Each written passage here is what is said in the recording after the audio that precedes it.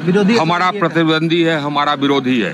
तो जी हाँ दोस्तों, कल रात पावर स्टार पवन सिंह ने अपने एक इंटरव्यू में मोदी जी की जमकर तारीफ की। इसी बात पे आरके सिंह जी कह रहे हैं कि जब आप हमारे पार्टी से चुनाव नहीं लड़ रहे हैं तो आपको कोई हक नहीं है कि आप मोदी जी की तारीफ करें, और यहाँ तक कि उन्हें बीजेपी पार्टी से निष्कासित करने की मांग भी की।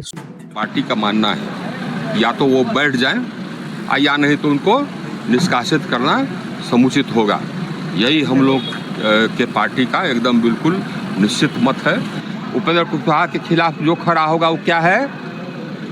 विरोधी हमारा प्रतिद्वंदी है, हमारा विरोधी है। स्पष्ट है। हमारे कैंडिडेट कौन है? उपेंद्र कुशवाहा। उपेंद्र कुशवाहा के खिलाफ जो खड़ा होगा वो क्या है? हमारे पार्टी का विरोधी है, नरेंद्र मोदी का विरोधी है। क्योंकि ये उपेंद्र कुशवाहा जीतेंगे तो किसका हाथ मजबूत होगा? नरेंद्र मोदी का। हाँ, किसकी संख्या बढ़ेगी? एनडीए की बढ़ेगी, नरेंद्र मोदी की बढ़ेगी।